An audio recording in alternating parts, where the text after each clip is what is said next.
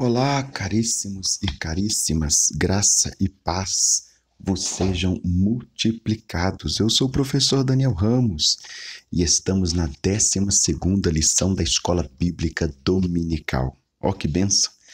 Já estamos à véspera de encerrar o nosso trimestre. Esse que foi uma bênção, né? O Senhor nos abençoou tremendamente com uma temática abençoada. As epístolas ensinam e formam cristãos. Lição 12. Texto áureo: a graça e a misericórdia, a paz da parte de Deus Pai e de nosso Senhor Jesus Cristo, o Filho do Pai, sejam convosco na verdade e amor, né? Segundo João, capítulo 1, verso 3. Verdade prática: as epístolas apresentam instruções vitais para a compreensão da doutrina, bem como para a formação dos cristãos. Você viu que o nosso autor ele trabalhou toda uma temática bíblica, ensinando-nos como utilizar a Bíblia, quais são as coleções bíblicas, e ele encerra essa coleção falando das epístolas. Aí a grande pergunta que alguém com certeza vai querer fazer, né? Mas afinal de contas, são epístolas ou são cartas? A gente vai responder isso aqui para você, tá bom? O texto base aqui do nosso autor, ele vai usar 3 textos. Para ser mais objetivo, eu vou ler na própria lição da Escola Bíblica. Ele vai usar a leitura bíblica em classe 1 Coríntios, capítulo 1, verso 1 ao 3, 1 Pedro, capítulo 1, versos 1 e verso 2, 2 João, capítulo 1, verso 1 ao 3. Pode ser assim? Vamos em 1 Coríntios 1. Paulo, chamado apóstolo de Jesus Cristo pela vontade de Deus, e o irmão Sóstenes, a igreja de Deus que está em Corinto, aos santificados em Cristo Jesus, chamados santos, com todos os que em todo o seu lugar evocam o nome de nosso Senhor Jesus Cristo, Senhor deles e nosso, graça e paz da parte de nosso Deus, Pai e de nosso Senhor Jesus Cristo. 1 Pedro, capítulo 1. Pedro, apóstolo de Jesus Cristo, aos estrangeiros dispersos no Ponto, Galácia, Capadócia, Ásia, Bitínia, eleitos segundo a presciência de Deus, Pai, em santificação do Espírito, para a obediência e aspersão do sangue de Jesus Cristo, graça e paz vos sejam multiplicados. 2 João 1. O ancião, a senhora eleita e os seus filhos, os quais amo na verdade, e não somente eu, mas também todos os que têm conhecido a verdade por amor da verdade que está em nós e para sempre será conosco. A graça, a misericórdia, a paz da parte de nosso Pai e do Senhor Jesus Cristo, o Filho de Deus Pai, seja conosco na verdade e amor. Caríssimos e caríssimas, ele aqui fez vou usar uma expressão que o pastor Valmir, lá de Nova Serrana, gosta de usar, um imbróglio teológico, né? Não me pergunte o que significa isso, porque eu já perguntei para ele várias vezes e ele não me responde. Um abraço, pastor Valmir. Ele fez aqui, na verdade, uma leitura bíblica em classe, tipo o metrô de Belo Horizonte, que liga nada a coisa nenhuma. Vamos ver o que ele vai fazer, porque ele fez 3 recortes de introdução que diz, e na verdade não diz coisa nenhuma. Vai designar sua lição em 3 pontos? Sim, 3 pontos, clássico, né, da EBD, CPAD. Como as epístolas paulinas nos instruem, né, eu já falei para vocês em outros textos, são 13 cartas, mas a gente sabe que apenas 7 são de fato paulinas. As outras 6 são atribuídas a Paulo, né? É bem diferente uma coisa ser atribuída, é a mentalidade paulina que está na carta, mas não é Paulo que está escrevendo. como as epístolas gerais nos formam e as epístolas continuam a falar. Essa palavra é horrorosa, né? Epístolas, né? É quase que uma palavra em desuso, né? Você não vê ninguém falando, eu vou escrever uma epístola, né? No máximo você vê a pessoa falando mesmo, eu vou escrever uma carta, vou escrever um recado. Ou, como hoje se diz, vou mandar um WhatsApp. As epístolas correspondem a 21 dos 27 livros do Novo Testamento. As 13 escritas por Paulo são denominadas de paulinas. As 8 epístolas restantes são de outros autores e designadas de gerais. Passou a ser designados gerais por causa da teologia moderna e da teologia pós-moderna, né, que antigamente era designado dentro da Igreja Católica como epístolas católicas e dentro das igrejas protestantes como epístolas universais. Para incluir Hebreus, que não faz parte deste geral, universal, católico, independente, apesar de que a palavra universal quer dizer católico e católico quer dizer universal. As epístolas, esse grupo de cartas passou-se a ser denominado nas faculdades como epístolas gerais ou cartas gerais. Nesta lição, agrupamos as epístolas por tema e autoria e destacamos alguns dos seus aspectos doutrinários. Claro, é só alguns, porque nós temos aqui 2 semestres de faculdade, tá? Já vou avisar para vocês, não entrem na pretensão de ensinar tudo sobre as epístolas paulinas e epístolas gerais, porque não tem condição. Isso aqui é o melzinho na chupeta mesmo, só para você sentir o gostinho. São 2 semestres aqui que o professor vai ter que rebolar, como diz a história, e entregar isso aqui numa aula de em torno de 1 hora.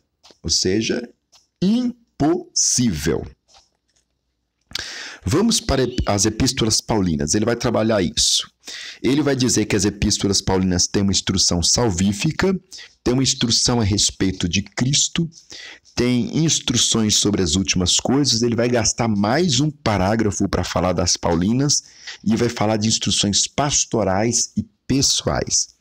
Né? Vamos ver como é que funciona isso. Porque existem as epístolas pastorais em Paulo e existe o que nós chamamos de epístolas pastorais. Pastorais em Paulo é de pastor para pastor, mais ou menos isso.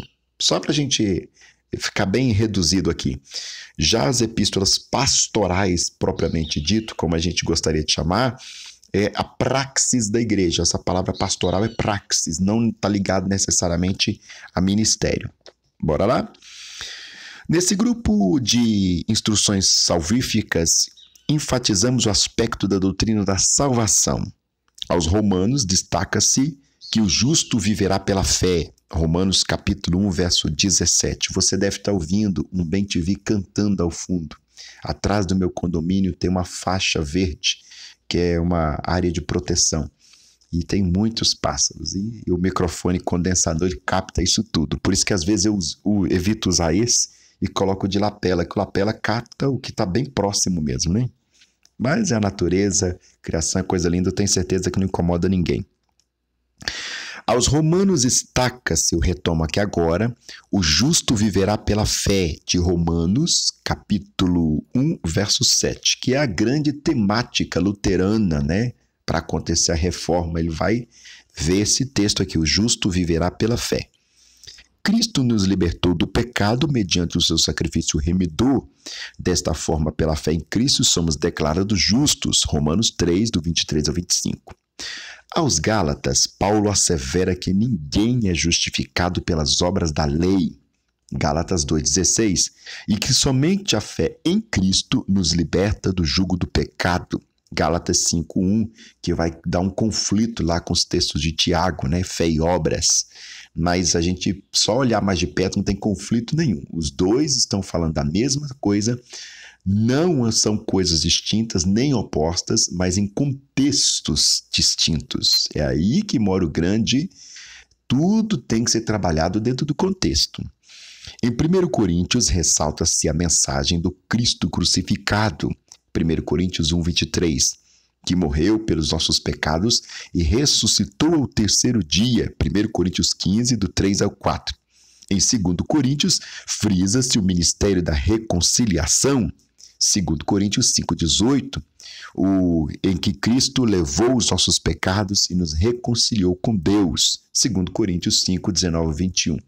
Essa revista é tão interessante que eu comprei uma Bíblia anotada e eu praticamente estou copiando boa parte dos textos do lado dessas introduções, assim, porque ajuda muito, isso é muito gostoso e fixa na memória, viu, querido? Anotar faz você fixar na sua memória, né?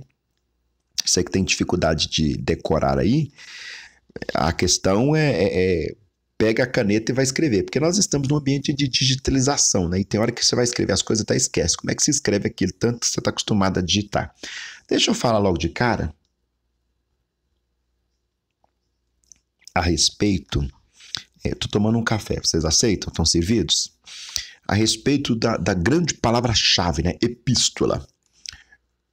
Na faculdade a gente aprende que epístola é um texto do mesmo jeito que é uma carta, só que escrito para um coletivo. Vamos supor, eu quero escrever um texto para as Assembleias de Deus.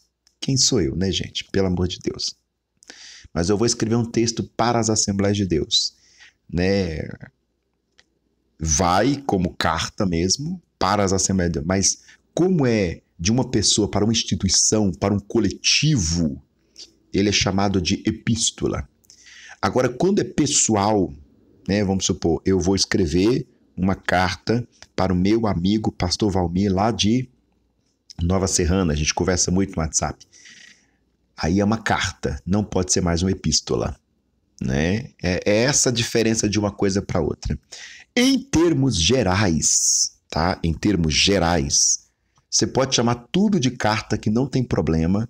Aliás, a literatura, o tipo de literatura exposto é literatura de cartas, então não tem problema nenhum você trabalhar nesta mentalidade. Vamos falar carta de Paulo aos Coríntios, não tem problema nenhum, tá? Pelo contrário, eu acho até mais saudável, porque, irmãos, eu bato na tecla de que a igreja é comunicadora.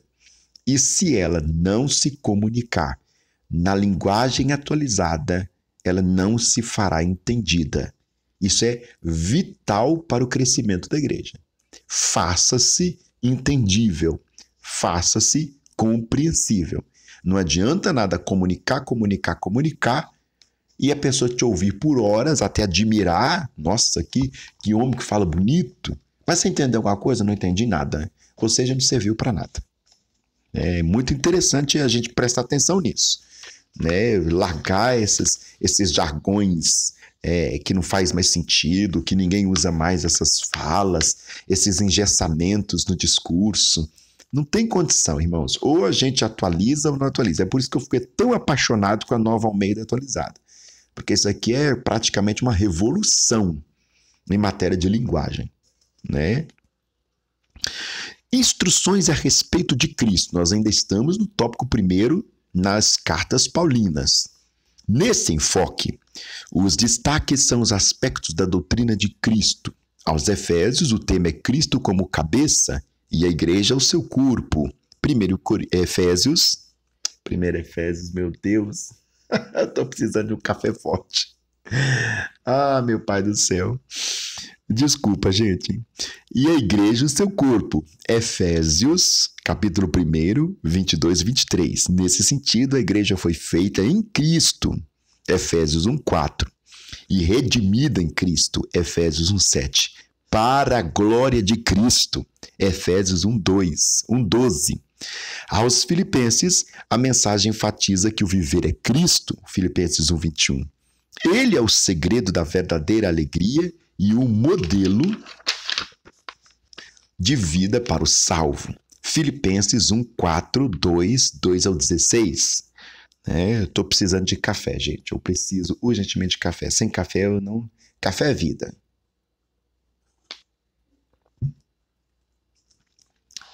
Desculpa. Aos Colossenses, Paulo sublinha que a vossa vida está escondida com Cristo. Colossenses 3, 3. A igreja está unida em Cristo. morta e ressuscitada com Cristo. Colossenses capítulo 2, do 2, também os 10 e o 20. Você vê que ele dá uma pulada, né? Colossenses capítulo 2, aí vai o verso 2, verso 10, verso 20. E depois salta para o capítulo 3, verso 1. Em suma, Cristo é a suficiência para todo cristão. Outro dia eu estava numa casa de uma amiga e teve lá um encontro de um pessoal católico e tudo mais, e surgiu a pergunta, né? Para alguém lá, não sei o quê, perguntar o que vocês pensam sobre os protestantes que não têm nada, uma proximidade com Nossa Senhora. Surgiu essa pergunta lá, e eu observando, eu bem no cantinho mesmo, sem fazer desfeita nem nada, né? Essa minha mãe vai ter um encontro aqui, tem problema? Não, pode fazer, claro, né? Com todo respeito, não tem nenhum problema. E aí alguém levantou assim, eu fico com muita pena dos evangélicos, porque eles não têm a intercessão de Nossa Senhora, né? Eles não têm a intercessão de Nossa Senhora, e coitadinhos, eu morro de pena deles. Falam essas coisas assim, desse tom. Irmãos, tem coisas que vale a pena você entrar no mérito da questão. Tem coisas que não vale a pena entrar no mérito da questão. Alguém diria assim, e o que você disse, Daniel? Nada. Porque não foi me dado o direito de dizer nada, e calado eu estava, calado eu permaneci. Mas na hora que a pessoa estava dizendo isso, eu lembrei exatamente disso aqui, ó. A suficiência de Cristo para todo cristão. O Senhor é o meu pastor, e nada me faltará. Simples assim. Quem tem o Senhor não precisa de senhora. Eu não desfaço de Maria, porque há um erro muito grande dentro da igreja protestante. Isso aqui é um parêntese, tá? Não desfaço de Maria, né? Eu já vi evangelho, não, porque ela é rainha da porta do inferno. Pelo amor de Deus, irmão. Eu já ouvi isso dentro da igreja. Pelo amor de Deus, está falando da mãe do Senhor, né? Ninguém aqui tem que ficar adorando Maria, ninguém aqui tem que ficar orando para Maria, pedindo proteção para Maria, nada disso. Ela é serva do Senhor. Mas acredite, é serva santíssima do Senhor. Não é qualquer mulher, não. Então, respeito, né? Que se você falar mal da minha mãe, eu não vou achar legal, né? E olha que minha mãe tem N defeitos, eu sei, mas não precisa ninguém ficar criticando. Imagina falar mal da mãe do Senhor. Eu não acredito que Deus ia colocar a sua semente em qualquer mulher. Aquela ali não é uma qualquer nunca. Uma mulher que pôs a mão na sua barriga e falou que Deus estava ali dentro, não. É um privilégio muito grande. Nenhum de nós teremos isso, sobretudo nós homens, né? Nenhum de nós vamos ter tal privilégio, então não é qualquer pessoa, coisa nenhuma. Não vem com essa conversa, isso para mim é rebaixar a figura de Maria, não é por aí, né? Eu repito, ninguém aqui está ensinando a orar para Maria, nada disso. Mas que ela é qualquer uma, isso não é também não. Pera aí, alto lá. Porque se o Gênesis aparece uma mulher conduzindo um homem para o pecado, o Evangelho de João, que é praticamente o espelho de Gênesis, ele mostra a mulher conduzindo o homem a ser glorificado nas bodas de Caná. Então, trazendo alegria verdadeira que provém do Espírito. Então, meu querido, muita calma nessa hora, não vamos ser apressados, não vamos misturar as coisas, sem emoção, né? Vamos falar um pouco sobre a instrução das últimas coisas ainda no tópico primeiro, na temática paulina. Ele está agrupando aqui. Ele agrupou por autoria, que é Paulo, né? Ou atribuído a Paulo, como eu disse no início, e agora ele está organizando por temática dentro de Paulo. Um texto que eu indico para vocês é o texto A Teologia do Apóstolo Paulo, de James Dunn. É um texto fantástico, para mim é a melhor obra já escrita a respeito da teologia paulina, porque ele não trabalha as cartas, como todos os livros falam. Vamos estudar Romanos, ele trabalha os temas em Paulo. Deus e a humanidade, Cristo e a salvação. Então trabalha toda a temática paulina que envolve aquilo dentro desses assuntos, é fantástico. James Dunn, para mim, é o maior nome nesta área. Instruções sobre as últimas coisas. Esses ensinos enfatizam os aspectos da vida de Jesus. Em 1 Tessalonicenses, Paulo ensina aqui no retorno de Cristo, nós, os que ficamos vivos, seremos arrebatados. 1 Tessalonicenses 4,17. Sendo necessário para esperar o Senhor conservar irrepreensível espírito, alma e corpo. 1 Tessalonicenses capítulo 5, verso 23. Em 2 Tessalonicenses, o apóstolo esclarece que após o arrebatamento da igreja, o dia do Senhor se iniciará com a manifestação do anticristo. 2 Tessalonicenses capítulo 2, versos 2, versos 3, versos 8.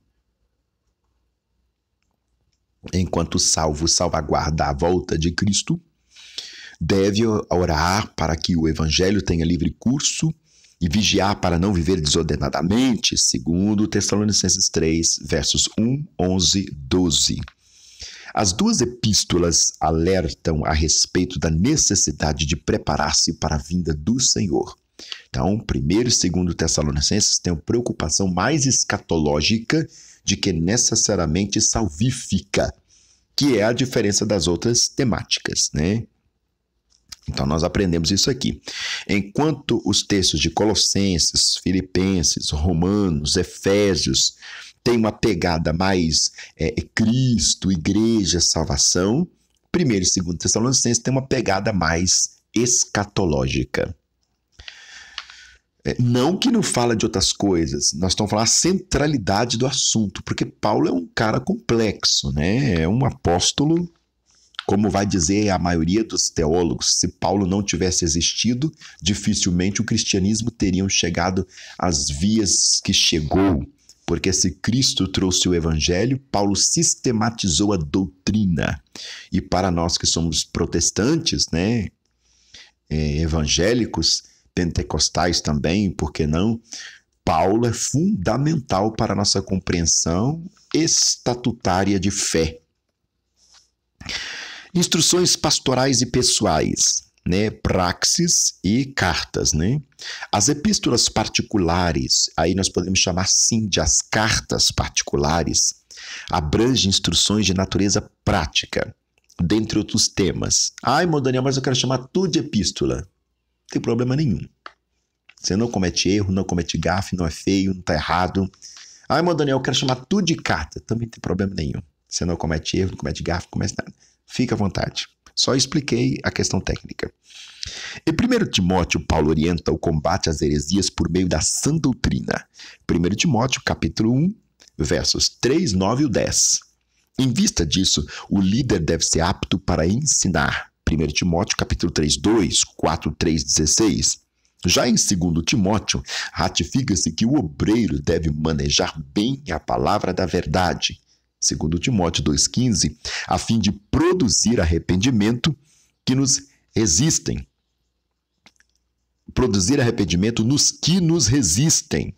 2 Timóteo 2,25. Em Tito, o pastor deve contrapor os falsos ensinos. Tito 1,5, 10, 11. Para tanto é exortado a falar o que convém à sã doutrina. Tito 2:1. Em Filemão, a mensagem enfatiza o perdão. O transgressor arrependido deve ser recebido mais que servo como irmão amado. Filemão 1:16. Então, enquanto nós temos 1 e 2 Tessalonicenses como cartas escatológicas, aqui nós entramos para 1 Timóteo, 2 Timóteo, Tito e Filemão numa pegada mais, digamos, ordem presbiteral, né? Aos presbíteros, aos bispos da igreja, ou seja, ao ministério enquanto ofício, né? A sinopse desse primeiro tópico: as epístolas paulinas nos instruem a respeito de Cristo sobre as últimas coisas e trazem instruções pessoais e pastorais. Mas o autor pode falar isso? Pastoral, pessoal, pode. Esse auxílio bibliológico que ele colocou aqui, eu não achei nada relevante. Aí você só dá uma lida aí. É um recorte do dicionário bíblico Wycliffe, parece que é só para encher mesmo. Eu não achei nada relevante. Vamos passar para o próximo passo. Como as epístolas gerais se formam, né? Nós trabalhamos as paulinas, são 13 textos, 7 literalmente de Paulo e as outras 6 atribuídas a Paulo, mas a tradição cristã comumente diz que o texto é paulino. Por que o texto é paulino? Porque Paulo escreveu? Porque Paulo não escreveu nada disso. É porque a teologia presente no texto é paulina. Assim como Lutero vai dizer que Hebreus é um texto paulino, né? Apesar da gente nunca saber quem é de fato o autor aos Hebreus, é um dos textos que tem autor desconhecido, mas Lutero atribui, por causa da teologia presente em Hebreus, a Paulo, apesar do grego ser um pouco distinto. Como as epístolas gerais se formam? Aqui nós temos a de Pedro, de João e as outras gerais. Bora lá? 1 Pedro aborda o sofrimento do cristão. 1 Pedro, capítulo 6. Ele ensina que as provações nos fortalecem a fé, no capítulo 7, e que é preciso santificar-se. Capítulo 1, verso 15. Suportar os agravos. 1 Pedro 2, 19. E alegrar-se nas aflições. Capítulo 4, verso 13. Assegura que o próprio Deus é quem aperfeiçoa, confirma, fortifica e estabelece o crente fiel. 1 Pedro 5, 10.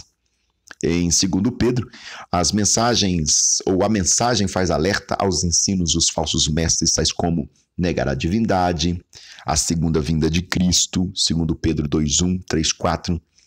Pedro contesta tais heresias, ratifica que Jesus é o Filho de Deus, 2 Pedro 1:16, 17, e anima a igreja a manter-se imaculada até a volta do Senhor, 2 Pedro 3, verso 14.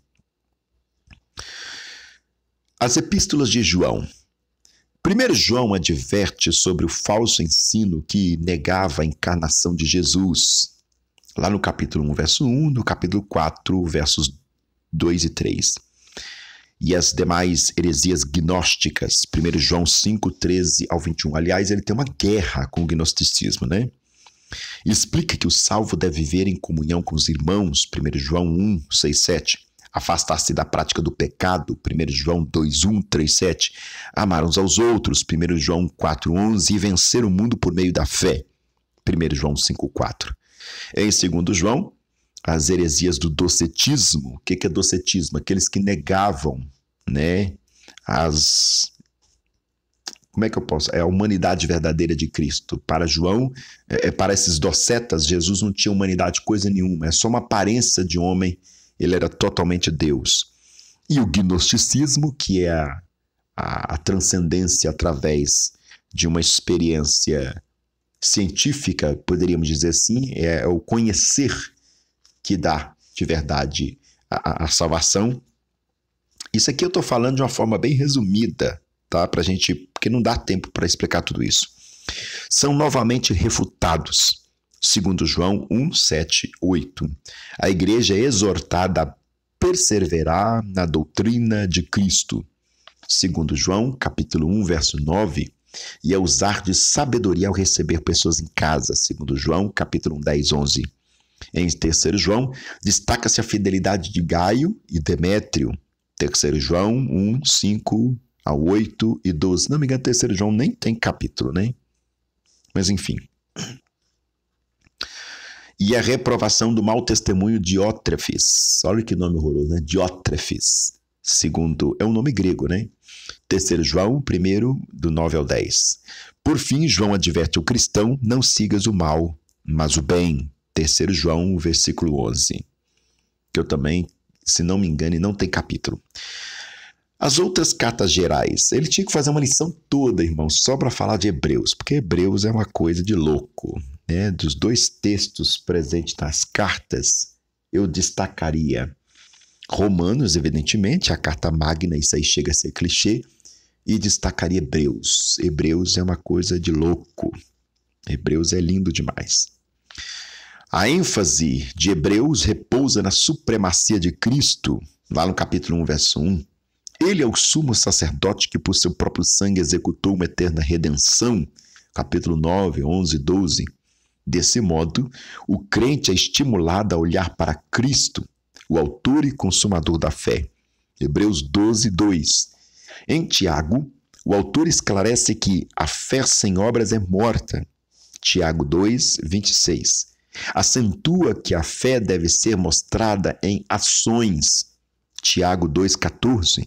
Por isso o texto adverte o cristão a ser praticante da palavra e não somente ouvinte. Tiago capítulo 1, 22. Isso aqui é tão caro, irmãos, nos nossos dias. Praticante e não somente ouvinte. Que as pessoas, né, igual o profeta lá, meu Deus, eu estou profetizando, estou ensinando, estou exortando, mostrando a tua palavra, e esse povo não se converte. Aí o Senhor fala, não, esse povo não é meu povo, não. Esse povo ouve minhas palavras da sua boca como canções de amor. Até admira, nossa, que pregação, mas não produz efeito nenhum. Eu tenho povo no meio deste povo, e este povo ouve a minha voz. O ouvir aí do praticar, né? Em Judas, o salvo é exortado a batalhar pela fé, lá no verso 3, que também não tem capítulo. Não sei por que eles colocam isso aqui, não tem. Isso por causa dos hereges infiltrados na igreja. No versículo 4, repete de novo, capítulo 1, não tem capítulo em Judas. Assim, o crente é instruído a orar e a preservar a esperança da vida eterna. Judas, versos 20 e 21. Na sinopse aqui dessa segunda parte, gente, cabe pouco comentário porque é bem metodológico, né? Não é mais hermenêutica, é metodológico. A sinopse desse segundo tópico vai dizer: as epístolas gerais advertem o crente a respeito da santificação, dos falsos ensinos e enfatizam a supremacia de Cristo e a esperança da vida eterna. Coisa linda isso aí, viu? Vamos para o tópico terceiro. É bonito demais essa lição, gente. Isso aqui eu vou emoldurar.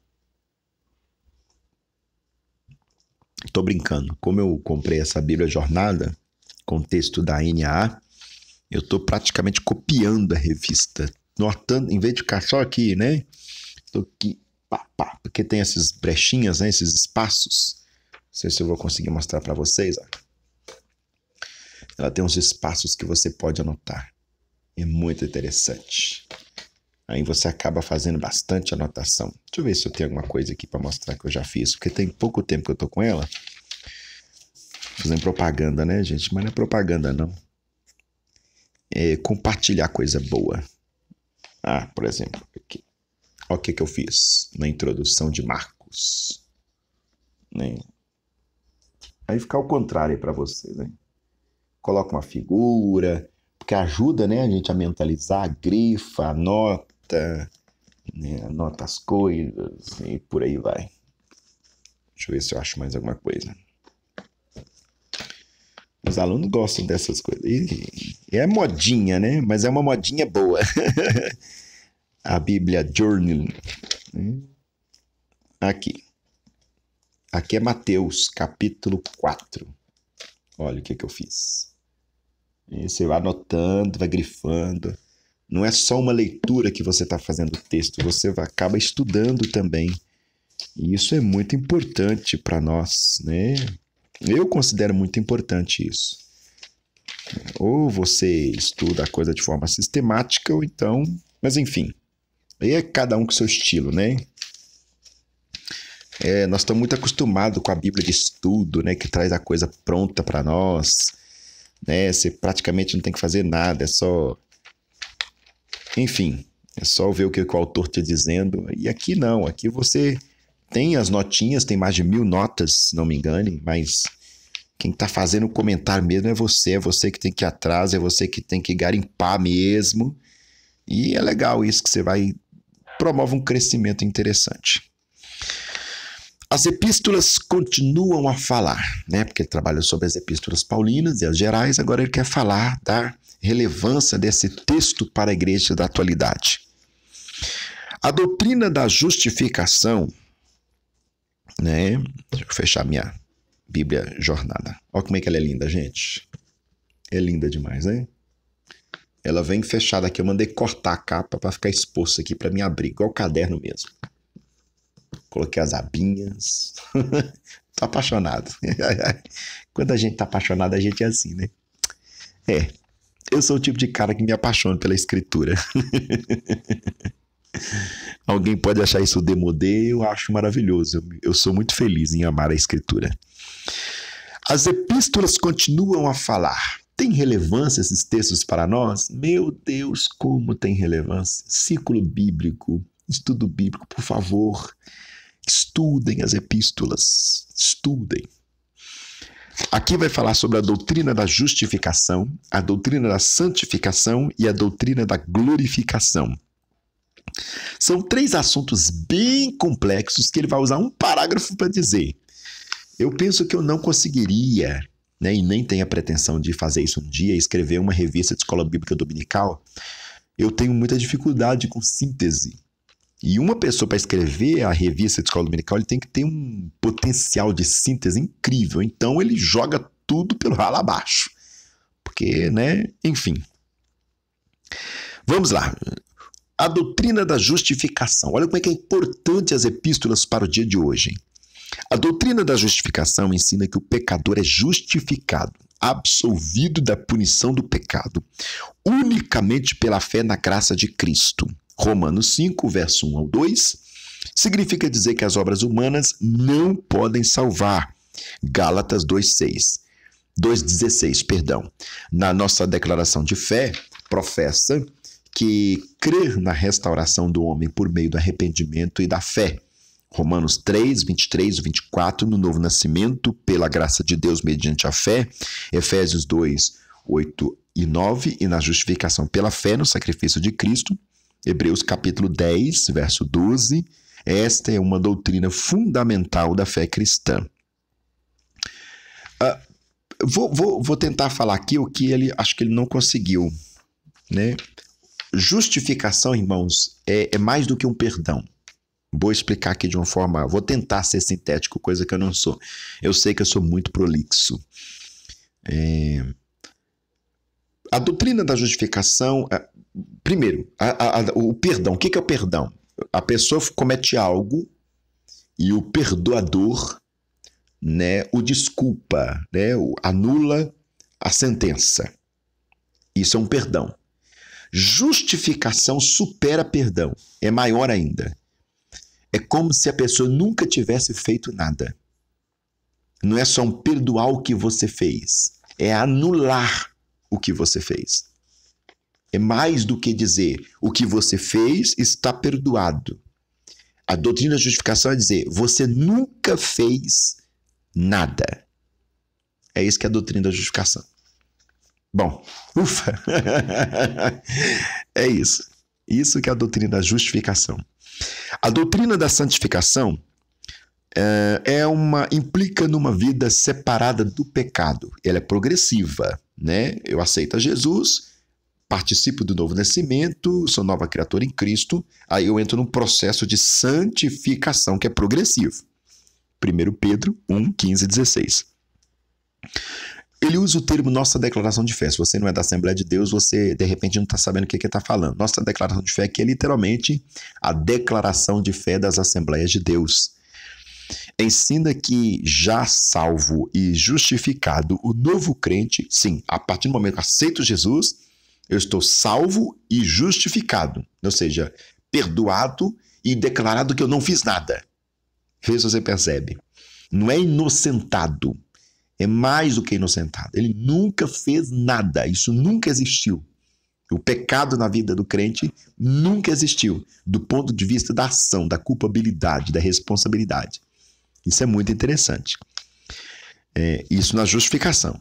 Agora, na santificação, o novo crente entra de imediato no processo, por isso que é progressivo, de santificação. Romanos 6, 22, 1 Tessalonicenses 4, 3. Você viu que Tessalonicenses tem uma pegada mais escatológica, mas não deixa de falar a respeito da santificação. Aliás, ninguém entra no céu se não for santo. Porém, essa transformação vai sendo aperfeiçoada durante a jornada do cristão. Por isso que eu disse progressivo. Segundo Coríntios 3,18, Filipenses 1,6. Desse modo, o crente precisa ser santificado pelo Espírito. 1 Pedro 1,2, purificar-se, tanto da carne como no Espírito. Segundo Coríntios 7,1, pois sem santificação ninguém verá o Senhor. Hebreus 12,1. A santificação tanto aponta para a questão do processo pós-novo nascimento, como o processo pré-escatológico.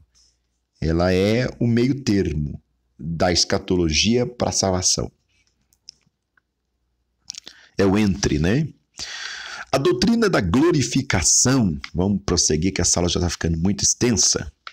A doutrina da glorificação é a última etapa da nossa salvação.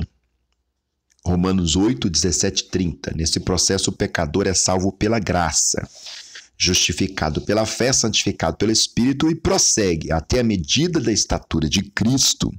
É o tamanho de Cristo, ou a forma de Cristo, Efésios 4,13.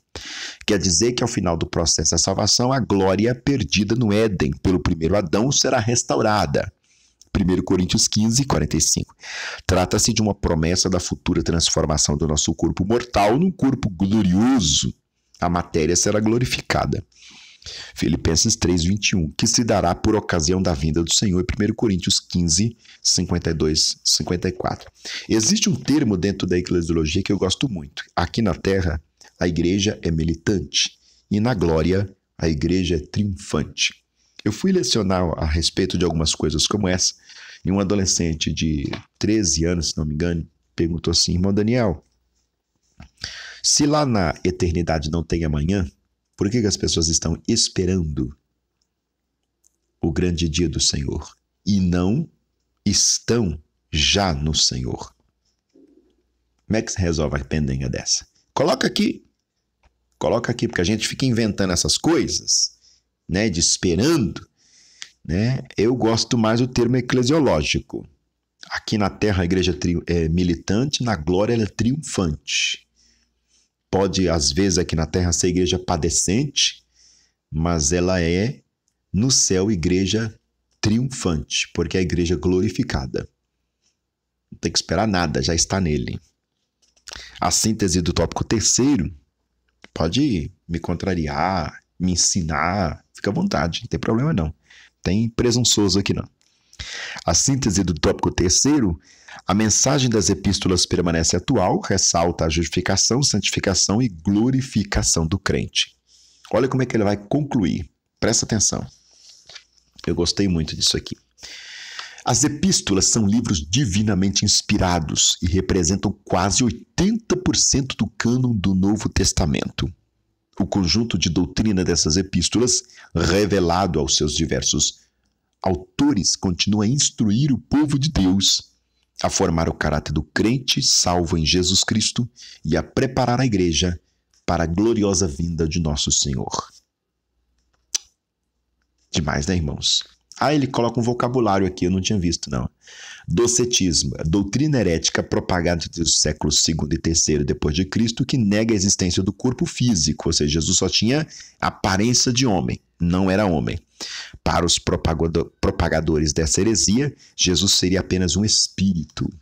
Se Jesus não veio em carne, então ele não pode morrer para remir toda a carne. Esse é o problema da doutrina docética, né? Ele tem que padecer na carne para que a carne seja salva por ele. Senão é tudo falso. Tudo que aconteceu na cruz é uma verdadeira pataquada de uma encenação, um teatro. Mas enfim, é isso. Espero vocês na última lição, que é a 13ª, para a gente encerrar.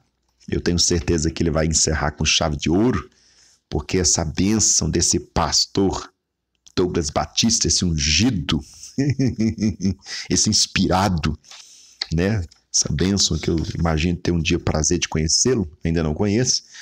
Enfim, é isso aí, queridos. Deus abençoe sua vida.